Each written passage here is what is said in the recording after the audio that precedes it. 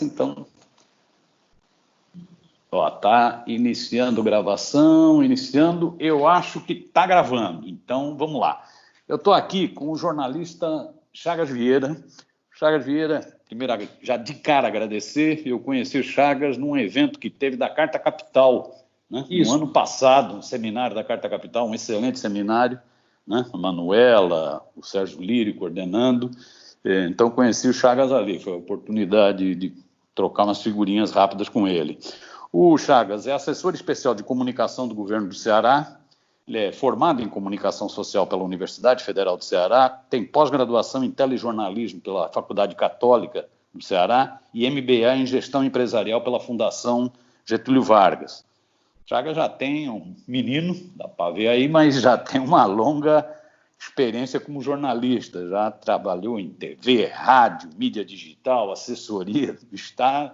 Tem aí um percurso longo. Foi diretor executivo do Sistema Jangadeiro de Comunicação do Ceará, coordenou o comitê de afiliadas do SBT Nordeste, foi superintendente do SBT na Bahia, também foi vice-presidente da Associação Cearense de Emissoras de Rádio e TV, a CERT, e coordenou a campanha vitoriosa do governador Camilo Santana em 2014. Hoje, então, está aí nesse trabalho pesado de assessor especial de comunicação do governo.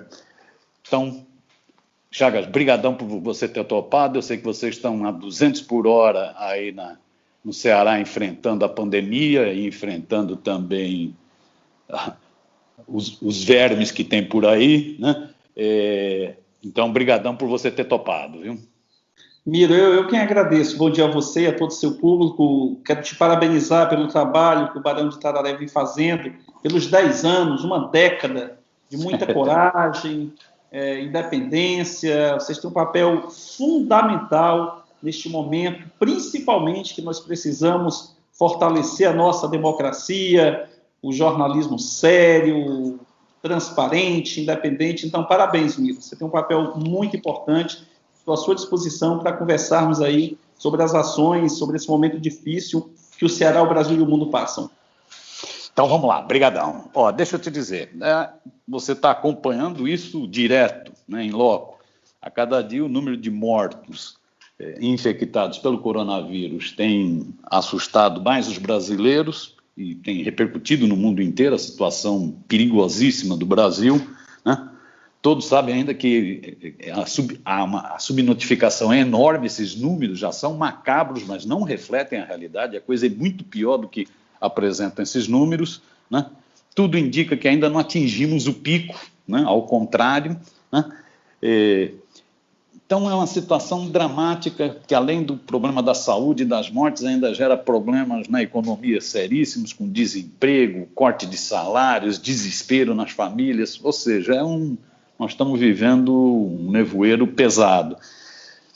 Nesse cenário, o Ceará despontou, num certo momento, como um estado com um número grande de infectados e mortes. Eu queria entender qual é a razão disso. O que levou o Ceará a despontar nesse cenário macabro? O que explica?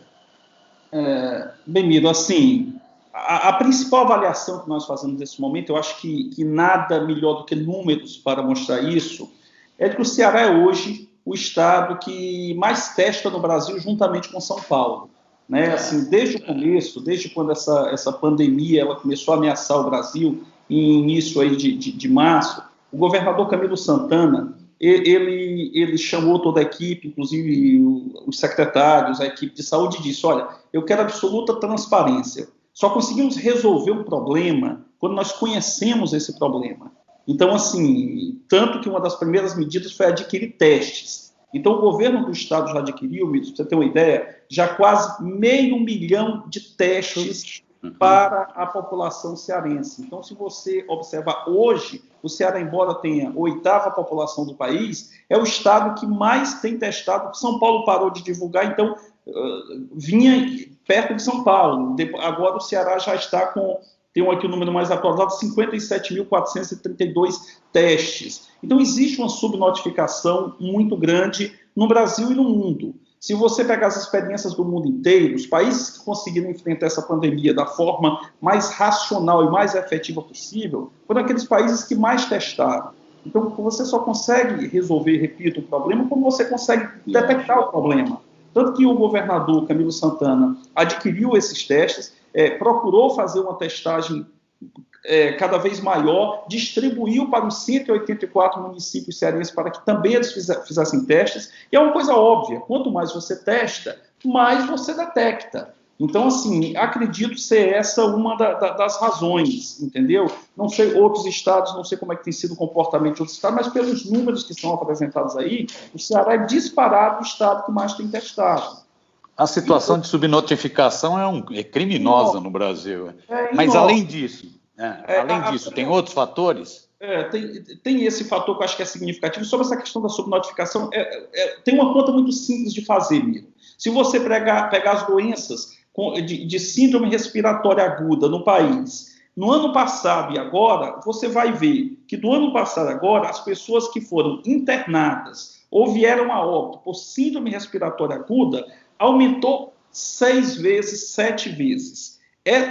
Então, em tese, esse aumento é de pessoas com Covid que não foram testadas. Você tem estados aí, eu não gosto de citar, fazer comparações, mas você tem um estado como Minas Gerais, por exemplo, que dos casos registrados de síndrome respiratória aguda, somente houve um aumento gigantesco. Você tem poucos casos que são efetivamente comprovados de Covid, e você tem 10 vezes mais casos de síndrome respiratória que não tiveram no ano passado. Esses casos surgiram de quê? Surgiram do nada? Obviamente que tem que fazer essa conta. Acredito que essa questão da testagem da subnotificação é um dos fatores. O outro fator que atribui os especialistas colocam é que o Ceará tornou-se um hub aéreo no Nordeste. O número de voos internacionais para o Ceará aumentou muito nos últimos anos por conta de uma política realmente de valorização do turismo que tem um papel muito importante na economia. O Ceará chegou a ter 48 voos diários para os Estados Unidos, Europa e outros países do mundo,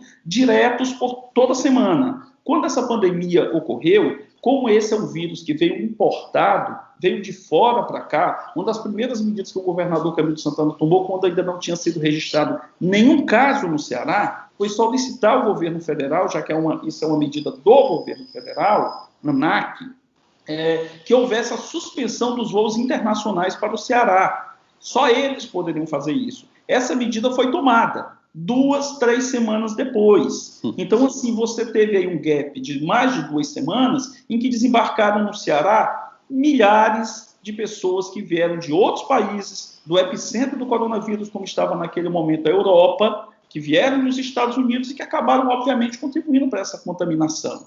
Então, assim, outra medida, para você ter uma ideia, como há uma dificuldade, quando não há um alinhamento nacional, o governo do Ceará teve que entrar na justiça para que equipes da Secretaria da Saúde pudessem atuar no Aeroporto Internacional de Fortaleza, fazendo uma barreira sanitária.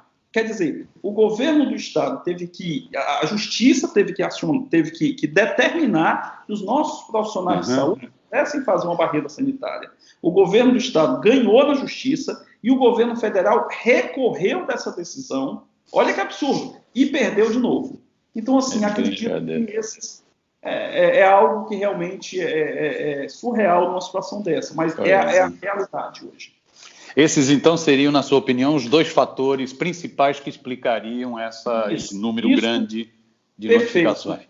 Como eu acompanho reuniões diárias do governador com especialistas de saúde de todas as áreas, essa é a percepção dos especialistas. Obviamente que a gente, como jornalista, eu não sou um expert nesse assunto, mas os especialistas colocam isso como fatores principais. Não, eu acho que está bem esclarecido, porque é uma dúvida que fica, né? Qual a razão? Eu acho que você aí resolveu a questão. Indo para um segundo ponto, além de enfrentar o coronavírus, a Covid, o governo aí do Ceará, como os governadores do Nordeste, têm ainda que enfrentar, você já citou alguns casos aí, as provocações do capetão, eu costumo dizer capetão, do presidente Bolsonaro, vamos ser respeitosos, né, do presidente Bolsonaro, né? Ele tem sabotado ações governamentais, né, do Nordeste no geral, até para aquisição de respiradores, essa questão dos aeroportos. Eu vi que estavam chegando agora no Ceará mais alguns respiradores, né? E além de atrapalhar, sabotar as ações, aeroportos, respiradores e tal, ele ainda estimula, e o seu gabinete de ódio estimula a difusão de fake news, né? Estimula a difusão de mentiras, de agressões. Ou seja, além de não unificar, ele não unifica a nação no combate e ainda fica estimulando a cisânia, a mentira, a desinformação, né?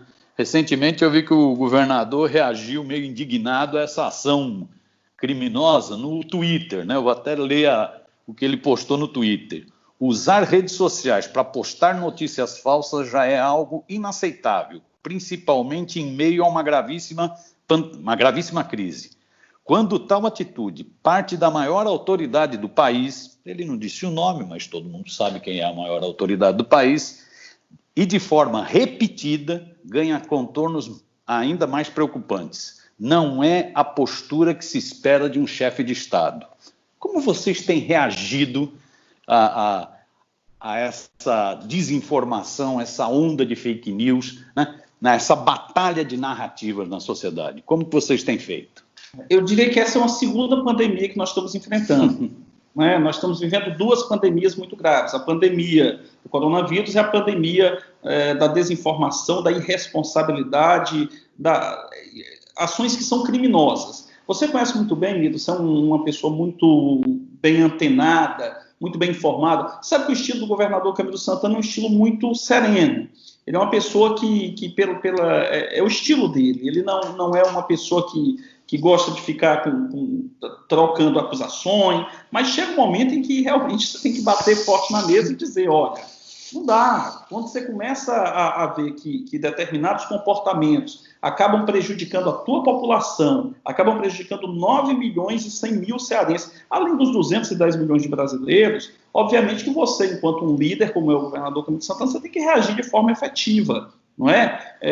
Tem que reagir estabelecendo a verdade. Hoje a gente enfrenta um problema muito grande, não é só o Ceará, o Brasil inteiro. Recentemente, Rede Nacional desfizeram algumas dessas mentiras, uma delas chegou a ser colocada por uma deputada federal, essa mesma que estava decidindo quem ia ou quem não ia para o STF, essa mesma deputada federal, ela chegou aí em Rede Nacional para dizer que o estado do Ceará e São Paulo estavam enterrando caixões vazios. Quer dizer, uma irresponsabilidade, uma inconsequência, um desrespeito com as vítimas e com o trabalho de profissionais de saúde do governo, que tem feito um trabalho muito sério e buscado, obviamente, salvar vidas aqui no estado do Ceará. Isso foi desmentido nacionalmente.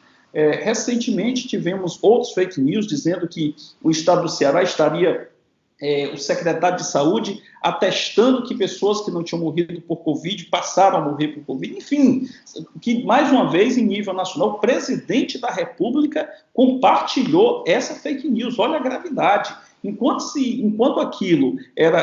as fake news, Miro, elas são repassadas pelo anônimo, pela população, que às vezes de forma inadvertida, desinformada, se coloca isso, há de se avaliar. Quando isso parte para as principais instâncias do país, de você passar a divulgar fake news gravíssimas, com acusações extremamente graves, é uma situação que precisa realmente ser muito bem pensada, muito bem avaliada, e que providências realmente necessitam ser tomadas. Então, hoje nós enfrentamos uma situação dificílima em relação a isso. Todos os dias nós perdemos um tempo gigantesco da nossa agenda para estar desmentindo isso. Criamos, inclusive, um site dentro do governo, uma agência para esclarecer a população sobre aquelas mentiras que prejudicam, principalmente nesse período agora de pandemia. Quando sai uma notícia dessa, tem uma equipe de jornalistas que procura os especialistas daquela área, que procura investigar de uma forma correta, para que realmente a verdade seja restabelecida. É uma situação extremamente grave e que o país hoje é vítima disso. E quando isso recebe o apoio e recebe como um dos seus principais articuladores o próprio presidente da República divulgando isso, então aí chega a um nível extremo que é o que o país está vivendo hoje. Eu vi a nota que o governo soltou, você não citou o nome da nobre parlamentar, mas eu vou citar... Eu não tenho a responsabilidade de governo sua, né? A Carla Zambelli, né? Que é uma moça que está para ser processada. Eu vi a nota que o governo aí soltou de que ia processá-la, de que Está sendo processada pela Procuradoria-Geral do Estado. Excelente, boa, boa. Que é uma forma de coibir esse tipo de disseminação de falsidades. Claro. Entrando numa última questãozinha para a gente ir fechando, no tempo que a gente havia combinado, quais outras ações na área de comunicação, além dessas, de combate à fake news, montar esse gabinete de crise, ter esse site de informações contra fake news, quais outras ações na área de comunicação o governo do Ceará tem tomado? Né? Eu sei que vocês aí têm vários instrumentos, eu vejo que vocês têm atuado muito fortemente na internet, eu vejo também que a TV educativa aí do Ceará tem ganhado proeminência, tem tido um papel, tem feito excelentes programas, né? Eu vi até um programa infantil outro dia, tem feito coisas muito interessantes. Né? Oi, caiu? Voltou. Te ouvindo. Voltou. Não, voltou. Perfeito. Beleza? Beleza. Então, eu queria saber quais são as outras... Sim, ok. Deu, né? Então, eu sei que vocês estão atuando fortemente na internet, nesse mundo digital, então tem essa TV pública que está crescendo muito, a TV educativa. Né? Quais outras ações que vocês têm realizado nessa batalha de informação, de prestação de serviço, de se contrapor? Né? O que vocês têm feito nessa área de comunicação? Eu costumo dizer, Mira, eu passei 25 anos da minha vida nos sistemas de comunicação. E nos últimos 6 anos eu tenho estado do outro lado, né? Participei da campanha do governador Camilo em 2014, participei da campanha, fiquei no governo os 4 primeiros anos, na primeira gestão, o governador foi reeleito com 80% dos votos, a maior votação proporcional do país inteiro, e participei da campanha de 2018 também, e estou no governo desde então com o governador Camilo Santana. Eu sempre costumo dizer que nada é melhor para que você realmente estabeleça a verdade do que a transparência, né? E você não ficar refém apenas dos veículos convencionais, que eu acho que até tem cumprido um papel muito importante nesse momento, inclusive, né, colocando aí vários desmandos que estão acontecendo no país. Mas, desde o primeiro governo Camilo Santana, a gente começou a estabelecer uma relação muito forte com as redes sociais sendo usadas de forma responsável. O governador Camilo foi o primeiro governador do país, isso há 4 anos, logo quando o Facebook ele lançou uma ferramenta de transmissão ao vivo, há cerca de 4 anos, o governador Camilo passou a ter, semanalmente, ele passou a ter um bate-papo semanal com a população durante 1 hora na hora do almoço. Todos os dias, de meio-dia a 1 hora. Você pegar a agenda de um governador com a agenda corrida e ele se comprometer de toda semana, tirar 1 hora para ficar conversando diretamente com a população. Isso sem intermediário, Miro. Não é um repórter perguntando, não é um apresentador. É a população olhando no rosto do governador, mandando as perguntas e ele respondendo as perguntas da população. Pra você ter uma ideia, essas transmissões chegam a alcançar 400, 500 mil pessoas numa live dessa. Ele chega a receber 15, 20 mil mensagens durante uma transmissão dessa, então ele já vinha fazendo isso de uma forma muito frequente, usando as redes sociais. Além disso, esse programa dele de rádio na internet passou a ser retransmitido pelas rádios do país inteiro, do estado inteiro. Localidades onde a internet não chega, as pessoas ouviam rádio, que ainda é muito forte no interior do Nordeste. Então, cerca de 70, 80 rádios do interior ficavam transmitindo esse programa de rádio do governador. Então, assim, isso foi uma coisa muito interessante. E isso nos ajudou muito nas crises, tem nos ajudado muito nas crises que nós vivenciamos no Ceará nos últimos anos. Nós tivemos uma recente no começo do ano com um motim de policiais militares que o Brasil inteiro acompanhou e que o governador enfrentou com uma força muito grande, não cedeu às pressões, às chantagens, e o motim acabou sem que aquelas reivindicações absurdas fossem atendidas. E já naquele momento, e agora nessa crise da pandemia, o governador ele tem estado muito presente nas redes sociais, praticamente todos os dias, Miro. Praticamente todos os dias ele vem no Facebook, vai no Instagram e fica falando com a população das ações que estão sendo tomadas, porque muitas vezes, quando chega no momento de uma crise, algumas pessoas tendem a se esconder um pouco, né? Todo mundo quer aparecer quando é coisa boa, quando é coisa ruim, todo mundo quer sumir. Então, nós estamos numa situação que até o ministro da Saúde subiu. Pois é, então assim, ao contrário disso, o governador Camilo Santana ele tem procurado sempre estar muito presente em todas as crises. Ele quer estar presente para receber as críticas que sejam as críticas construtivas, para sugestões que sejam sugestões convenientes, então, assim, que sejam interessantes, serem colocadas em prática. Então, isso tem sido feito de uma forma muito eficaz e muito presente. E aí, o que acontece? Quando ele vai para as redes sociais, os veículos de comunicação convencionais, eles passam também a repercutir tudo aquilo que está se dizendo nas redes sociais. Então, hoje, para você ter uma ideia, essas transmissões dele, no Facebook, diariamente, quase que diariamente, estão sendo retransmitidas pela TV Pública do Ceará, retransmitida pela TV Assembleia, pela TV Câmara, está sendo retransmitida pela TV O Povo, que é uma TV privada aqui do Ceará, está sendo retransmitida pela TV Diário, que é do Grupo Globo, aqui do Sistema Verdes Mares, aqui do Ceará, em canal aberto. Eles estão retransmitindo a live do governador, além de portais, além de rádios. Então, ele tem conseguido se comunicar com a população de uma forma muito efetiva. Pra você ter uma ideia, um recente estudo, Miro, apontou que o governador Camilo Santana, nós temos uma população de 9 milhões de cearenses. Nós temos 4,4% da população do país. E o governador Camilo Santana foi o que mais cresceu nas redes sociais este ano, disparadamente. No Instagram, por exemplo, ele conseguiu, hoje ele está chegando a 700 mil seguidores no Instagram, no estado pequeno que é o Ceará. Está chegando a 700 mil seguidores no Facebook, entrou há pouco tempo no Twitter, está com 100 mil em poucos dias que ele iniciou. Então, eu estou falando de 1,5 milhão de pessoas que o governador tem conseguido se comunicar diariamente através das redes sociais.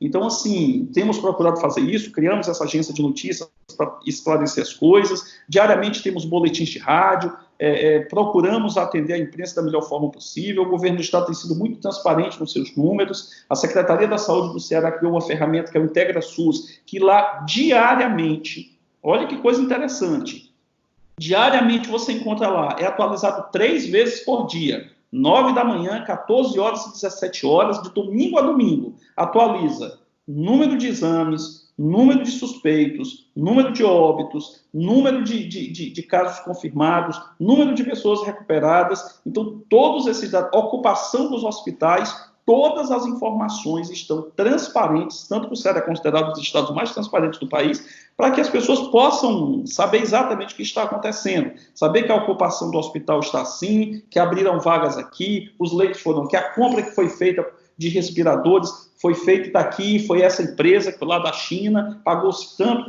Então, assim, tudo isso está sendo feito de uma forma muito transparente. Então, eu acho que quando você comunica de uma forma sincera e de uma forma transparente, as pessoas percebem. Você não consegue enganar as pessoas. Você pode até tentar enganá-las de alguma forma, com fake news, com blefe. Essa mentira pode até durar um pouquinho, mas ela cai.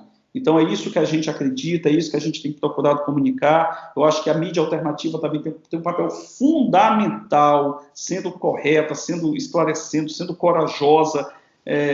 Vivemos um momento muito difícil, mas nada é eterno, as coisas vão ser colocadas nos seus lugares, temos que ser cada vez mais firmes, cada vez mais convictos de que a verdade deve prevalecer. Isso eu acredito. Trabalhamos com essa certeza. Por mais dificuldades que estejamos enfrentando, amigo, mas acredito que nós vamos superar esse momento e vamos sair ainda mais fortes, com um aprendizado muito forte. Muito bem, Chagas, está aí. Estão fazendo uma grande batalha na área de saúde, né? Enfrentando o coronavírus, e estão fazendo uma grande batalha na área da narrativa, da disputa de ideias na sociedade. Parabéns aí pelo trabalho, te agradeço muito a entrevista. Se você quiser colocar alguma questão final, fica a teu critério, mas já de cara, obrigadão.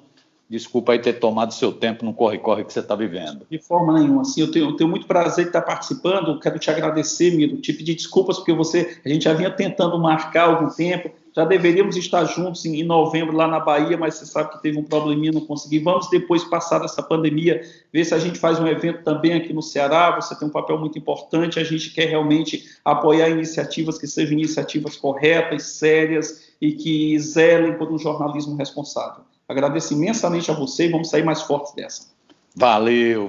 Um grande abraço, viu, Chagas? Bom trabalho aí, viu, mestre? Um abração.